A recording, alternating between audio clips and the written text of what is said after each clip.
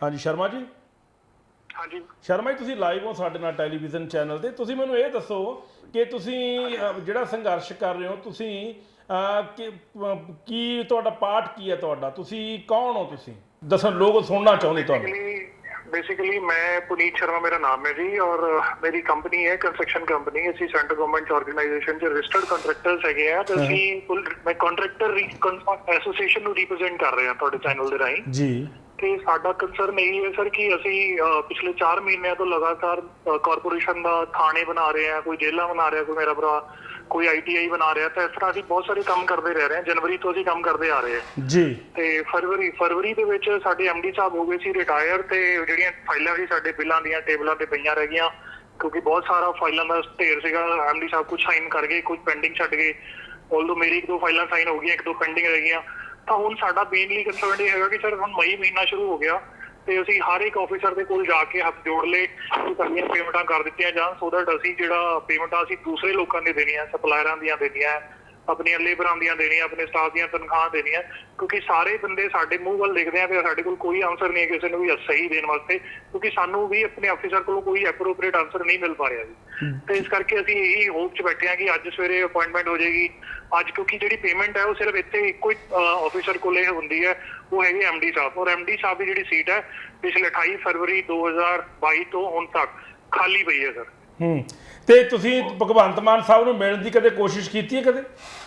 Sir ਅਸੀਂ ਦੇਖੋ ਸਿੱਧਾ ਤਾਂ ਨਹੀਂ ਮਿਲਿਆ ਜਾ ਸਕਦਾ, ਲੇਕਿਨ ਅਸੀਂ ਕੋਸ਼ਿਸ਼ 1-2 ਵਾਰੀ ਕੀਤੀ ਹੈ। ਸਾਨੂੰ ਸੈਕਟਰੀਏਟ 3-3 ਘੰਟੇ ਸਾਨੂੰ ਲਾਈਨ 'ਚ ਲੱਗਣਾ ਪਿਆ, ਲੇਕਿਨ ਕੋਈ ਸਾਨੂੰ ਅੰਦਰ ਨਹੀਂ ਜਾਣ ਦਿੱਤਾ। ਲੇਕਿਨ ਅਸੀਂ ਜੋ ਵੀ ਪ੍ਰਿੰਟ ਮੀਡੀਆ ਰਾਹੀਂ, ਤੁਹਾਡੀ ਮੀਡੀਆ ਰਾਹੀਂ, ਅਸੀਂ ਆਪਣੀ ਈਮੇਲ ਰਾਹੀਂ ਜੋ ਵੀ ਕੰਸਰਨਡ ਆਫੀਸਰ ਸੀਗੇ ਸਾਰਿਆਂ ਤੱਕ ਆਪਣੀਆਂ ਮਤਲਬ ਰਿਟਨ ਦੇ ਵਿੱਚ ਅਸੀਂ ਡਾਕੂਮੈਂਟਸ ਭੇਜੇ। ਸਾਡੇ ਕੋਲ ਸਾਰੇ ਉਹਨਾਂ ਦੇ ਰਿਕਾਰਡ ਵੀ ਅਵੇਲੇਬਲ ਹੈਗੇ ਇਨ ਆਫਿਸ ਆਵਰ, ਤੇ ਜੀ ਸਾਰਾ ਕੁਝ ਅਸੀਂ ਜੋ ਬੈਸਟ ਐਫਰਟ ਸਾਡੇ ਕੋਲ ਹੋ ਸਕਦਾ ਸੀ ਅਸੀਂ ਕੀਤਾ। ਲੇਕਿਨ ਹੁਣ ਸਾਡੇ ਨਾਲ ਸਾਡੀ ਜਿਹੜੀ EMPLOYEE ਯੂਨੀਅਨ ਹੈ ਉਹ ਵੀ ਸਾਡੇ ਨਾਲ ਖੜੀ ਹੋ ਗਈ ਆ ਕੇ, ਕਿਉਂਕਿ ਪਹਿਲਾਂ ਸੰਘਰਸ਼ ਸਿਰਫ ਸਾਡਾ ਠੇਕੇਦਾਰਾਂ ਦਾ ਸੀਗਾ, ਲੇਕਿਨ ਹੁਣ ਸਾਡਾ ਜਿਹੜਾ ਸੰਘਰਸ਼ ਹੈ ਸਾਡੀ EMPLOYEE ਯੂਨੀਅਨ ਵੀ ਸਾਡੇ ਨਾਲ ਖੜੀ ਹੈ, ਕਿਉਂਕਿ EMPLOYEES ਦੀ ਤਨਖਾਹ ਵੀ ਰੁਕ ਗਈ ਹੈ। ਕਿੰਨੇ ਟੋਟਲ ਕਿੰਨੇ ਕਰੋੜ ਰੁਪਇਆ ਬਕਾਇਆ ਖੜਾ ਸਰਕਾਰ ਵੱਲ? ਸਰ ਵੈਸੇ ਤਾਂ ਜੀ ਇੱਥੇ ਜਿਹੜੀਆਂ ਅੰਦਰ ਕਰੀਬਨ 300-400 ਫਾਈਲਾਂ ਅੰਦਰ ਪਈਆਂ ਪੇਮੈਂਟ ਹੋਣ ਵਾਸਤੇ, ਛੋਟੇ ਮੋਟੇ ਸਾਰੇ ਕਾਊਂਟਰ, ਪਰ ਅਪਰੋਕਸੀਮੇਟ 20 ਤੋਂ 22 ਕਰੋੜ ਰੁਪਇਆ ਪਿਛਲੇ 2 ਤੋਂ 2.5 ਮਹੀਨੇ 3 ਮਹੀਨਿਆਂ ਤੋਂ ਪਿਆ ਹੈ ਜਿਹੜਾ ਪੈਂਡਿੰਗ ਹੈਗਾ ਪੇਮੈਂਟ ਦੇਣ ਵਾਸਤੇ। ਕਿਸੇ ਦੇ 10 ਲੱਖ ਹੈ, ਕਿਸੇ ਦੇ 50 ਲੱਖ ਹੈ, ਕਿਸੇ ਦਾ ਕਰੋੜ ਹੈ, ਕਿਸੇ ਦਾ 70 ਲੱਖ ਹੈ, ਇਸ ਤਰ੍ਹਾਂ ਪੇਮੈਂਟਾਂ ਪਈਆਂ ਨੇ। ਤਾਂ ਅਪਰੋਕਸੀਮੇਟ ਅਗਰ ਅਸੀਂ ਅੰਦਾਜ਼ਾ ਲਗਾਇਆ ਜਾਵੇ, ਅਸੀਂ ਆਪਣੇ ਜੋ ਅਸੀਂ ਬਿਜ਼ਨਸ ਐਸੋਸੀਏਸ਼ਨ ਦੇ ਵੱਲੋਂ ਲਗਾਇਆ ਸੀ 20-22 ਕਰੋੜ ਰੁਪਇਆ ਅੰਦਾਜ਼ਾ ਇੱਥੇ ਪਿਆ ਹੈਗਾ ਸਰ ਪੇ ਕਰਨ ਵਾਲਾ। ਔਰ ਜਦੋਂ ਪੇਮੈਂਟ ਦੀ ਕੋਈ ਪ੍ਰੋਬਲਮ ਨਹੀਂ ਹੈ, ਮਹਿਕਮੇ ਦੇ ਵਿੱਚ ਪੇਮੈਂਟ ਪਈ ਹੈ ਕਿਉਂਕਿ ਡਿਪੋਜ਼ਿਟ ਵਰਕ ਹੈ। ਸਰਕਾਰ ਜਿਹੜੇ ਜਿਨ੍ਹਾਂ ਦਾ ਕੰਮ ਕਰਦੀ ਉੱਥੇ ਪੈਸਾ ਪਹਿਲਾਂ ਪਿਆ, ਲੇਕਿਨ ਡਿਸਟ੍ਰੀਬਿਊਟ ਕਰਨ ਦੀ ਪਾਵਰ ਕਿਸੇ ਵੀ ਆਫੀਸਰ ਕੋਲ ਨਹੀਂ ਹੈਗੀ। ਅੱਛਾ, ਤੁਹਾਨੂੰ ਜਦੋਂ ਇਹ ਟੈਂਡਰ ਕਾਲ ਹੁੰਦੇ ਨੇ ਫਿਰ ਤੁਹਾਨੂੰ ਤਾਂ ਕੰਮ ਮਿਲਦਾ ਹੈ?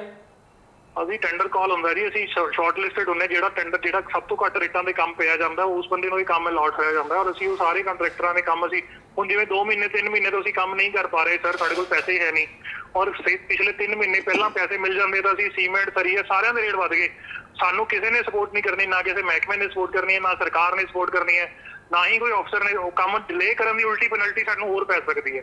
ਸਾਨੂੰ ਇਹ ਵੀ ਚੈਲੰਜ ਹੁੰਦਾ ਕਿ ਸਾਨੂੰ ਕੰਮ ਡਿਲੇ ਕਰਨ, ਕਿਉਂਕਿ ਸਾਨੂੰ ਕਿਸੇ ਵੀ ਜਗ੍ਹਾ ਤੇ ਡਿਪਾਰਟਮੈਂਟ ਵੱਲੋਂ ਕੋਈ ਅੜਚਨ ਨਹੀਂ ਦਿਖਾਈ ਜਾਂਦੀ, ਲੇਕਿਨ ਪੇਮੈਂਟ ਜਿਹੜਾ ਸਾਡਾ ਮੇਨ ਮੁੱਦਾ ਜਿਹੜਾ ਪੇਮੈਂਟ ਹੁੰਦਾ ਕਿ ਜੇ ਸਾਡੀ ਬੋਲ ਜਿਹੜੀ ਹੱਡੀ ਹੈ ਪਿੱਛੇ ਬਰੀਡ ਦੀ ਉਹ ਸਾਡੀ ਪੇਮੈਂਟ ਹੈ, ਜੇ ਸਾਨੂੰ ਪੇਮੈਂਟ ਟਾਈਮ ਸਿਰ ਨਹੀਂ ਮਿਲੇਗੀ ਅਸੀਂ ਲੇਬਰਸ ਨੂੰ ਕਿੱਦਾਂ ਪੇਮੈਂਟ ਕਰਾਂਗੇ, ਆਪਣੇ ਸਪਲਾਇਰਾਂ ਨੂੰ ਕਿੱਦਾਂ ਪੇਮੈਂਟ ਕਰਾਂਗੇ ਸਰ। ਬਹੁਤ ਸਾਰੀਆਂ ਦਿੱਕਤਾਂ ਨੇ ਸਰ, ਜਦਕਿ ਸਾਡੀ ਸਾਰੇ ਬੰਦਿਆਂ ਨੇ ਲੇਬਰ ਕਲਾਸ ਕਮਿਊਨਿਟੀ ਨੇ ਸਭ ਨੇ ਆਪ ਨੂੰ ਵੋਟਾਂ ਪਾਈਆਂ ਕਿ ਅਸੀਂ ਬਦਲਾਅ ਦੇ ਰਸਤੇ 'ਚ ਚੱਲੇ ਹਾਂ, ਸ਼ਾਇਦ ਸਾਨੂੰ ਹੁਣ ਬਦਲਾਅ ਦੇਖਣ ਨੂੰ ਮਿਲ ਜਾਏਗਾ। ਨਹੀਂ ਚੰਨੀ, ਜਦੋਂ ਤੁਹਾਨੂੰ ਇਹ ਕੰਮ ਮਿਲਿਆ ਸੀ ਉਦੋਂ ਮੁੱਖ ਮੰਤਰੀ ਕੈਪਟਨ ਅਮਰਿੰਦਰ ਸਿੰਘ ਸੀ ਕਿ ਚਰਨਜੀਤ ਸਿੰਘ ਚੰਨੀ ਸੀ? ਸਰ ਉਦੋਂ ਕੈਪਟਨ ਅਮਰਿੰਦਰ ਸਿੰਘ ਸੀਗੇ, ਫਿਰ ਚੰਨੀ ਜੀ ਵੀ ਆਏ, ਜਦੋਂ ਉਦੋਂ ਇਹ ਵੀ ਕਿਹਾ ਗਿਆ ਵੀ ਰੇਤਾ ਵੀ ਸਸਤਾ ਹੋਊਗਾ, ਲੇਕਿਨ ਗਰਾਊਂਡ ਲੈਵਲ ਤੇ ਹਾਲਾਤ ਬਹੁਤ ਬੁਰੇ ਰਹੇ। ਸਾਨੂੰ ਅੱਜ ਤੱਕ ਵੀ 5 ਰੁਪਏ ਫੁੱਟ ਕਦੀ ਰੇਤਾ, ਈਵਨ ਅੱਜ ਦੀ ਡੇਟ ਦੇ ਵਿੱਚ 40 ਰੁਪਏ ਫੁੱਟ 'ਚ ਵੀ ਰੇਤਾ ਸਾਡੀ ਸਾਈਡ ਤੇ ਨਹੀਂ ਪਹੁੰਚਦਾ। ਕਾਰਨ ਇਹੀ ਹੈਗਾ ਕਿ ਮਾਈਨਿੰਗ ਬੰਦ ਹੈ, ਮਤਲਬ 2 ਗੱਡੀਆਂ ਖੜੀਆਂ ਨੇ 10 ਭਰਨਗੀਆਂ, ਉਹੀ ਮਾਈਨਿੰਗ ਦਾ ਇਸ਼ੂ ਬਣਾ ਕੇ ਮਤਲਬ ਜਿਹੜੀ ਬਲੈਕਮੇਲਿੰਗ ਹੈ ਟਰਾਂਸਪੋਰਟ ਕੰਸਰਨ ਦੇ ਵਿੱਚ ਉਹ ਹੁਣ ਵੀ ਅੱਜ ਵੀ ਅਵੇਲੇਬਲ ਹੈਗੀ ਸਰ। ਸਾਨੂੰ ਜਦੋਂ ਪਹਿਲਾਂ ਰਾਘਵ ਚੱਡਾ ਜੀ ਦੀ ਬੜੀ ਹੋਪ ਸੀਗੀ ਕਿ ਰਾਘਵ ਚੱਡਾ ਜੀ ਆਣਗੇ ਤਾਂ ਸਾਨੂੰ ਰੇਤਾ, ਚਲੋ ਐਟਲੀਸਟ ਰੇਤਾ ਸਰੀਆ ਸੀਮੈਂਟ ਜੋ ਸਸਤਾ ਹੋ ਜਾਏਗਾ, ਲੇਕਿਨ ਮਤਲਬ ਸੌਰੀ ਟੂ ਸੇ ਕਿ ਅੱਜ 3 ਗੁਣੇ ਵੀ ਰੇਟ ਹੋ ਗਏ ਨੇ, ਮਤਲਬ ਕਾਂਗਰਸ ਸਰਕਾਰ ਨਾਲੋਂ ਵੀ ਵੱਧ ਕੇ ਰੇਟ ਹੋ ਗਏ ਨੇ। ਨਹੀਂ ਚਰਨਜੀਤ ਚੰਨੀ ਦੇ ਭਾਂਜੇ ਦਾ ਕਦੇ ਫੋਨ ਆਇਆ ਸੀ ਕਦੇ ਵੀ ਕਮਿਸ਼ਨ ਦੇ ਦਿਓ ਸਾਨੂੰ? ਨਹੀਂ ਸਰ, ਸਾਨੂੰ ਕਦੀ ਪੇਮੈਂਟ ਨਹੀਂ, ਪਰ ਏਦਾਂ ਹੋ ਨਹੀਂ ਸਕਦਾ ਕਿ ਚੰਨੀ ਨੇ ਜਾਂ ਚੰਨੀ ਦੇ ਕਿਸੇ ਦਲਾਲ ਨੇ ਤੁਹਾਨੂੰ ਇਹ ਨਾ ਕੀਤਾ ਵੀ ਕਮਿਸ਼ਨ ਦਿਓ ਸਾਨੂੰ।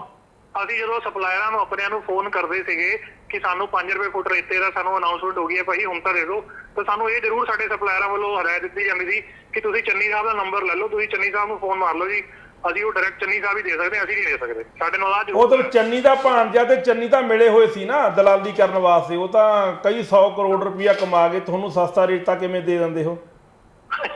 ਤਾਂ ਦੇਖੋ ਭਾਜੀ ਇਹਦਾ ਵੀ ਸਾਡਾ ਜਿਹੜਾ ਕੰਸਰਨ ਹੈ ਸਾਡਾ ਆਪਣੇ ਕੰਮ ਨਾਲ ਜੁੜਿਆ ਹੋਇਆ ਜੀ, ਕਿ ਸਾਨੂੰ ਆਪਣੇ ਲੇਬਰ ਨੂੰ ਖਾਣ ਵਾਸਤੇ ਰੋਟੀ ਨਾ ਦਈਏ ਅਸੀਂ ਤਾਂ ਸਾਡੀ ਲੇਬਰ ਸ਼ਾਮ ਨੂੰ ਸਾਡੇ ਦਰਬਾਰ ਤੇ ਆ ਕੇ ਖੜ ਜਾਂਦੀ ਹੈ, ਤਾਂ ਸਾਡੇ ਕੋਲ ਕੋਈ ਆਨਸਰ ਨਾ ਹੋਵੇ ਇਹਨਾਂ ਤਾਂ ਬੜੀ ਮਾੜੀ ਸੋਚ ਲੱਗਦੀ ਹੈ ਜੀ ਕਿ ਲੇਬਰ ਵਾਲੇ ਦੇ ਵੀ ਪੈਸੇ ਨਹੀਂ ਦੇ ਸਕੇ ਜੀ। ਤੁਹਾਡਾ ਕਹਿਣ ਦਾ ਭਾਵ ਇਹ ਹੈ ਵੀ ਬਦਲਾਅ ਜਿਹੜਾ ਸੀ ਅਜੇ ਕੋਈ ਖਾਸ ਨਜ਼ਰ ਨਹੀਂ ਆਇਆ, ਜਿਹੜੀਆਂ ਪਹਿਲੀਆਂ ਸਰਕਾਰਾਂ ਜਿਵੇਂ ਕਰਦੀਆਂ ਸੀ ਇਹ ਨਵੀਂ ਸਰਕਾਰ ਵੱਲੋਂ ਵੀ ਕੋਈ ਨਵਾਂ ਅਜੇ ਤੁਹਾਡੀ ਮਤਲਬ ਕੰਸਟਰਕਸ਼ਨ ਕੰਪਨੀ ਲਈ ਜਾਂ ਹੋਰਨਾਂ ਲੋਕਾਂ ਲਈ ਕੋਈ ਨਵੀਂ ਗੱਲ ਨਹੀਂ ਕੀਤੀ ਗਈ? ਦੇਖੋ ਜੀ ਅਸੀਂ ਤਾਂ ਬਦਲਾਵ ਦੀ ਇਹੀ ਸੋਚਦੇ ਸੀਗੇ ਵੀ ਕੁਛ ਨਾ ਕੁਛ ਫਰਕ ਤਾਂ ਪਏਗਾ, ਲੇਕਿਨ ਜਦੋਂ ਵੀ ਅਸੀਂ ਸੁਣਦੇ ਹਾਂ ਹੁਣ ਵੀ ਸਾਹਿਬ ਇਹੀ ਕਹਿੰਦੇ ਆ ਸਾਡੇ ਕਿ ਹਲੇ ਸਾਨੂੰ ਥੋੜਾ ਜਿਹਾ ਸਮਾਂ ਦਿੱਤਾ ਜਾਵੇ, ਤਾਂ ਅਸੀਂ ਹੋਪਚੀ ਹਾਂ ਕਿ ਸ਼ਾਇਦ ਕੁਝ ਹੋਰ 2 ਮਹੀਨੇ ਬਾਅਦ ਤੇ ਸੋਪ ਨਜ਼ਰ ਆ ਜਾਵੇ, ਸ਼ਾਇਦ ਕੁਝ ਸਮਝ ਆ ਜਾਵੇ, ਸ਼ਾਇਦ ਕੁਝ ਚੇਂਜ ਹੋਣ। ਬਿਜਲੀ ਦਾ ਬਿੱਲ ਆ ਸਾਡਾ ਜੀ 1.5 ਲੱਖ ਰੁਪਏ ਬਿਜਲੀ ਦਾ ਬਿੱਲ ਹੁੰਦਾ ਸਾਈਡਾਂ ਦੇ ਉੱਪਰ ਕੰਮ ਕਰਨ ਵਾਲਿਆਂ ਦਾ, ਲੇਕਿਨ ਸਾਡੇ ਕੋਲ ਅਜੇ ਉਹ ਵੀ ਪੈਸੇ ਹੈ ਨਹੀਂ ਕਿ ਅਸੀਂ ਉਹ ਪੇਮੈਂਟ ਕਰ ਸਕੀਏ ਬਿਜਲੀ ਦੇ ਬਿੱਲ ਦੀ।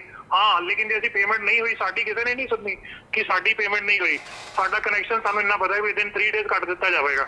ਅੱਛਾ ਪਨੀਤ ਜੀ ਇੱਕ ਹੋਰ ਗੱਲ ਦੱਸੋ ਮੈਨੂੰ, ਤੇ ਜਦੋਂ ਤੁਸੀਂ ਹੁਣ ਇਹ ਸੰਘਰਸ਼ ਕਰ ਰਹੇ ਹੋ ਤੁਹਾਡੇ ਤੋਂ ਕਿਸੇ ਨੇ ਕਮਿਸ਼ਨ ਦੀ ਡਿਮਾਂਡ ਵੀ ਕੀਤੀ ਆਮ ਆਦਮੀ ਪਾਰਟੀ ਦੇ ਕਿਸੇ? ਸਾਡੇ ਕੋਲ ਐਸਐਚ ਕਮਿਸ਼ਨ ਵਾਲਾ ਸਾਡੇ ਕੋਲ ਕੋਈ ਆਇਆ ਹੀ ਨਹੀਂ ਜੀ, ਕੋਈ ਸਾਡੇ ਕੋਲੋਂ ਆਵੇ ਬੰਦਾ ਫਿਰ ਤਾਂ ਅਸੀਂ ਕਮਿਸ਼ਨ ਦੀ ਕੋਈ ਗੱਲ ਸੋਏ ਵੀ ਜਾਂ ਸੁਣਿਆ ਵੀ। ਪੇਮੈਂਟ ਹੀ ਨਹੀਂ ਹੋਈ ਤੇ ਕਮਿਸ਼ਨ ਕਿੱਥੋਂ?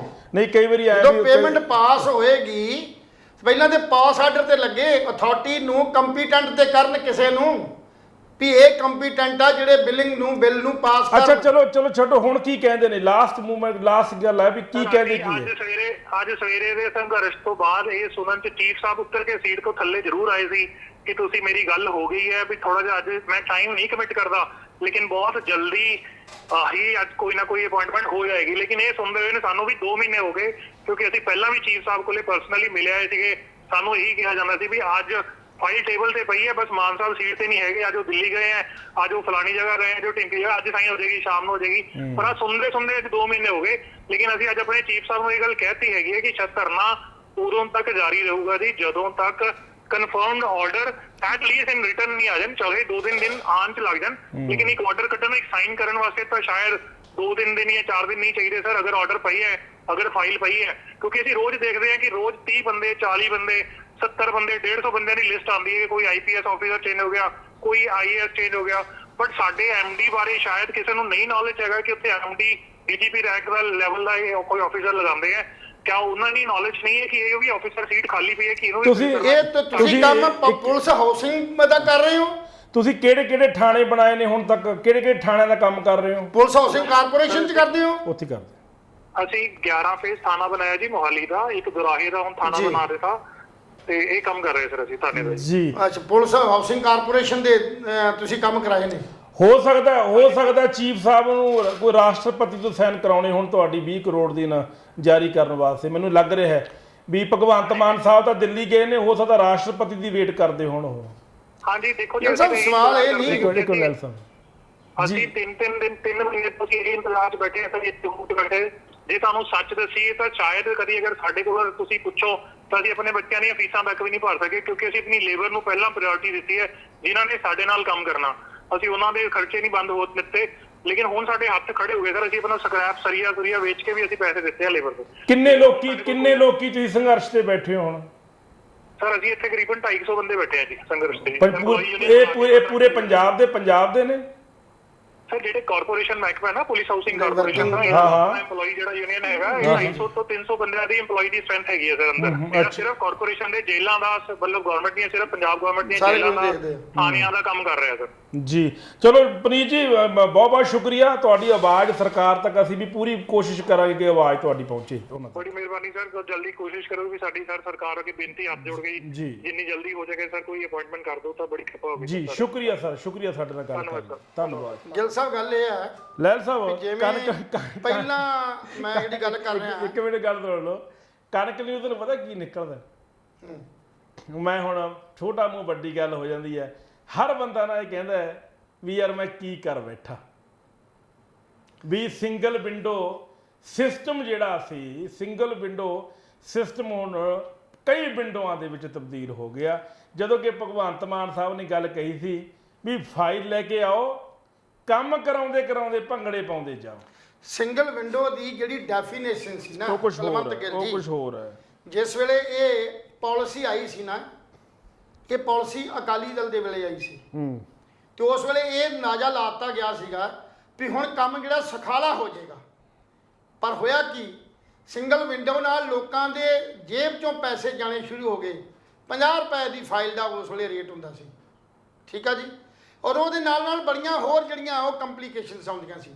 ਅੱਜ ਇਹ ਹਾਲਤ ਹੋ ਗਈ ਹੈ ਵੀ ਹੁਣ ਸਿੰਗਲ ਵਿੰਡੋ ਵਾਲੀ ਤਾਂ ਗੱਲ ਰਹੀ ਨਹੀਂ, ਕੰਮ ਹੋਰ ਲਟਕ ਗਿਆ। ਅੱਗੇ ਕੰਮ ਮੈਨੂਅਲ ਹੁੰਦਾ ਸੀ, ਬੰਦਾ ਦਰਖਾਸਤ ਦਿੰਦਾ ਸੀ, ਉਹ ਪੈਨ ਦੇ ਨਾਲ ਰਿਕਾਰਡ ਇੰਟਰ ਹੋ ਜਾਂਦਾ ਸੀ।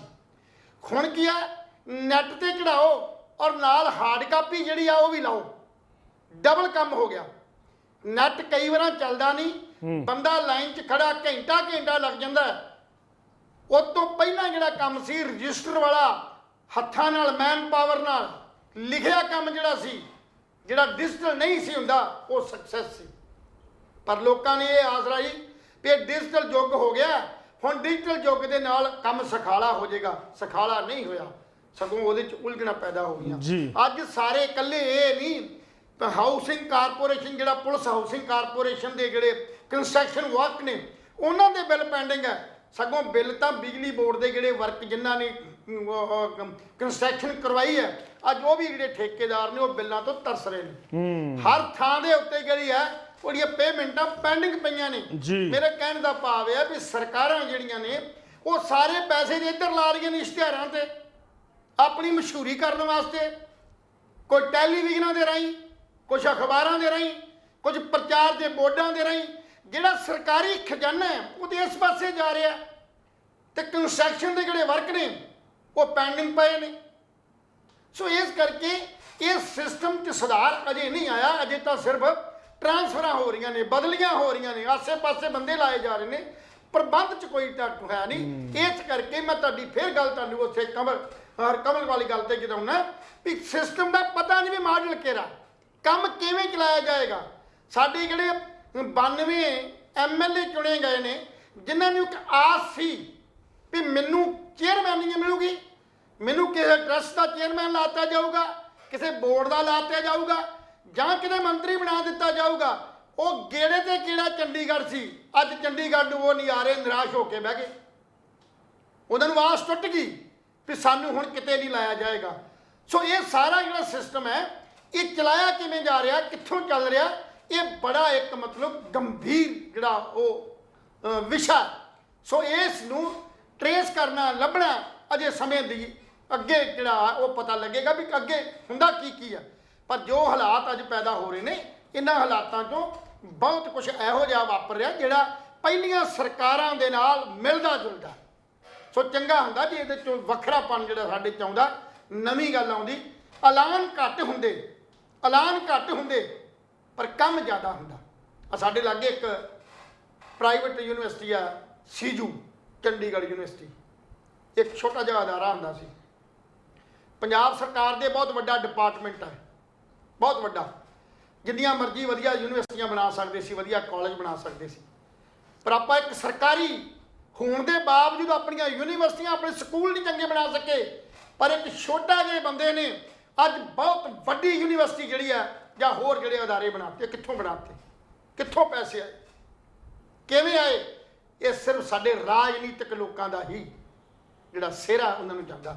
ਅੱਜ ਫੇਰ ਉੱਥੇ ਬਹੁਤ ਵੱਡਾ ਫੰਕਸ਼ਨ ਕਰਕੇ ਸਾਡਾ ਗਵਰਨਰ, ਸਾਡਾ ਜਿਹੜਾ ਉਪ ਰਾਸ਼ਟਰਪਤੀ ਵੀ ਕੱਲ੍ਹ ਦੇ ਇੱਥੇ ਆਏ ਨੇ, ਅੱਜ ਸਾਡਾ ਮੁੱਖ ਮੰਤਰੀ ਖੁਦ ਉਦਘਾਟਨ ਕਰਨ ਜਾ ਰਹੇ ਨੇ। ਦੁੱਖ ਇਸ ਵੇਲੇ ਗੱਲ ਆਉਂਦੀ ਆ ਵੀ ਜਿਸ ਵੇਲੇ ਸਾਡੇ ਸਰਕਾਰੀ ਅਦਾਰੇ, ਸਰਕਾਰੀ ਕੰਮ ਧੰਦੇ ਅੱਜ ਪੈਂਡਿੰਗ ਪਏ ਨੇ, ਤਾਂ ਅਸੀਂ ਪ੍ਰਾਈਵੇਟ ਸੈਕਟਰ ਨੂੰ ਹੁਲਾਰਾ ਦੇਣ ਦੀ ਗੱਲ ਕਰੀ ਜਾਂਦੇ ਹਾਂ।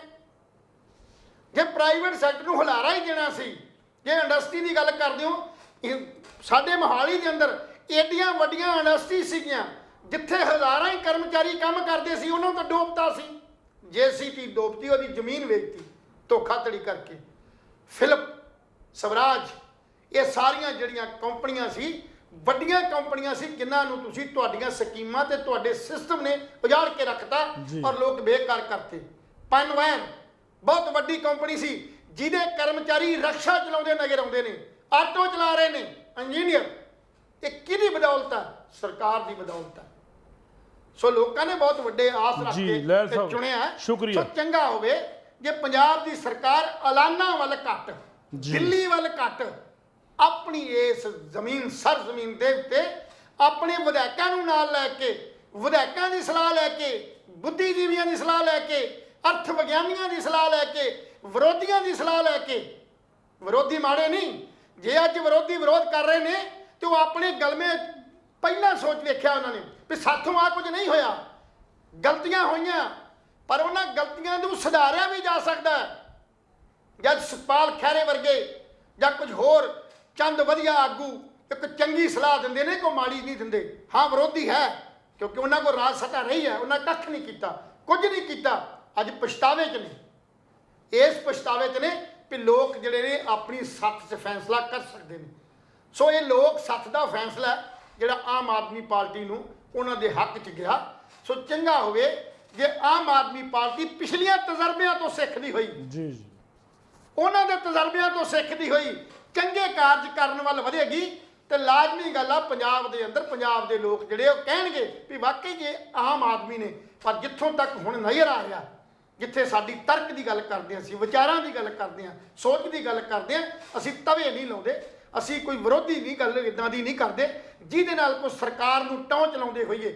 ਅਸੀਂ ਸਰਕਾਰ ਨੂੰ ਸਲਾਹ ਦਿੰਦੇ ਹਾਂ, ਸਰਕਾਰ ਨੂੰ ਸੁਝਾਅ ਦਿੰਦੇ ਹਾਂ, ਸਰਕਾਰ ਦੀ ਵਿਚਾਰਧਾਰਾ ਦੇ ਉੱਤੇ ਗੱਲ ਕਰਦੇ ਹਾਂ, ਸੋਚ ਦੀ ਗੱਲ ਕਰਦੇ ਹਾਂ, ਤਰਕ ਦੀ ਗੱਲ ਕਰਦੇ ਹਾਂ ਕਿ ਤਰਕ ਦੇ ਅਨੁਸਾਰ ਸਾਨੂੰ ਆਪਣੇ ਆਪ 'ਚ ਬਦਲਾਅ ਜਿਹੜਾ ਵਾਕਈ ਲੋਕਾਂ ਨੂੰ ਦਿਖਣਾ ਚਾਹੀਦਾ, ਜੀ ਲੈ ਬਿਆਨ ਨਹੀਂ ਦਿਖਣੇ ਚਾਹੀਦੇ। ਸ਼ੁਕਰੀਆ। ਚੰਗਾ ਹੋਵੇ ਜੇ ਉਹਨਾਂ ਬਿਆਨਾਂ ਤੇ ਗੱਲ ਕੀਤੀ ਜਿਹੜੇ ਅਧੂਰੇ ਕੰਮ ਨੇ। ਮੇਰੀ ਲਾਸਟ ਗੱਲ ਜਿਹੜੀ ਹੈ, ਨਵੇਂ ਕੰਮਾਂ ਦੀ ਸ਼ੁਰੂਆਤ ਕਰਨ ਤੋਂ ਪਹਿਲਾਂ ਜਿਹੜੇ ਅਧੂਰੇ ਕਾਰਜ ਨੇ, ਅਧੂਰੇ ਕੰਮ ਨੇ, ਚਾਹੇ ਉਹ ਨੌਕਰੀਆਂ ਦੇ ਨੇ ਜਿਨ੍ਹਾਂ ਦੇ ਟੈਸਟ ਪਾਸ ਨੇ, ਚਾਹੇ ਉਹ ਹਸਪਤਾਲਾਂ ਦੇ ਅਧੂਰੇ ਕੰਮ ਨੇ, ਪੁਲਾਂ ਦੇ ਅਧੂਰੇ ਕੰਮ ਨੇ, ਕਿਸਾਨੀ ਦੇ ਅਧੂਰੇ ਕੰਮ ਨੇ, ਜਾਂ ਜਿੰਨੇ ਵੀ ਅਧੂਰੇ ਕੰਮ ਪੁਰਾਣੀਆਂ ਸਰਕਾਰਾਂ ਵੱਲੋਂ ਸ਼ੁਰੂ ਕੀਤੇ ਗਏ ਸੀ।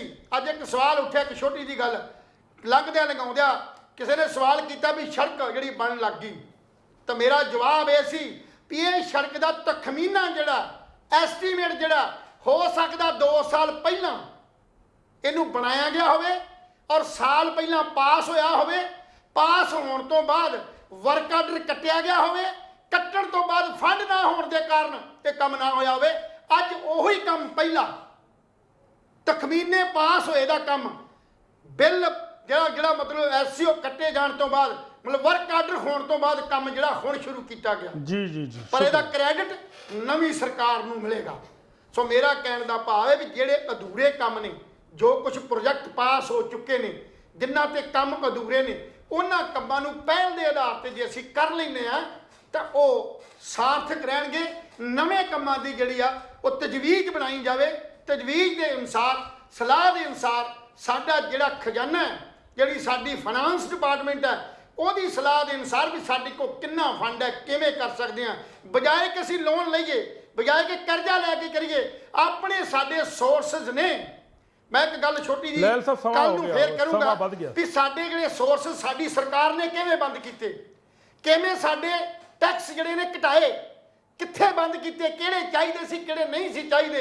ਇੱਕ ਬਹੁਤ ਵੱਡਾ ਇਸ਼ੂ ਹੈ ਜਿਹਨੂੰ ਸਰਕਾਰ ਨੂੰ ਬਹੁਤ ਵੱਡਾ ਖਜ਼ਾਨਾ, ਬਹੁਤ ਵੱਡਾ ਮਾਲੀਆ ਮਿਲ ਸਕਦਾ ਸੀ, ਪਰ ਉਹ ਮਾਲੀਆ ਸਿਰਫ ਤੇ ਸਿਰਫ ਵੋਟਾਂ ਵਾਲੀ ਸਰਕਾਰਾਂ ਨੇ ਆਪਣੇ ਬੈਨੀਫਿਟ ਵਾਸਤੇ, ਆਪਣੀਆਂ ਵੋਟਾਂ ਵਟੋਰਨ ਵਾਸਤੇ ਉਹ ਜਿਹੜੇ ਮਾਲੀਏ ਬੰਦ ਕਰ ਦਿੱਤੇ, ਜਿਹਦੇ ਨਾਲ ਸਰਕਾਰ ਘਾਟੇ ਜਾਂਦੀ ਰਹੀ। ਸ਼ੁਕਰੀਆ ਦੋਸਤੋ, ਤੁਹਾਨੂੰ ਸਾਡੀ ਅੱਜ ਦੀ ਚਰਚਾ ਕਿਸ ਤਰ੍ਹਾਂ ਦੀ ਲੱਗੀ? ਆਪਣੇ ਵਿਚਾਰ, ਆਪਣੇ ਸੁਝਾਅ ਸਾਨੂੰ ਜ਼ਰੂਰ ਦੇ ਦਿਆ ਕਰੋ। ਕੱਲ ਫਿਰ ਮਿਲਾਂਗੇ ਇਸੇ ਸਮੇਂ ਇਸੇ ਚੈਨਲ ਤੇ। ਤਦ ਤੱਕ ਲਈ ਸਾਨੂੰ ਇਜਾਜ਼ਤ ਦਿਓ। ਰੱਬ ਰਾਖਾ।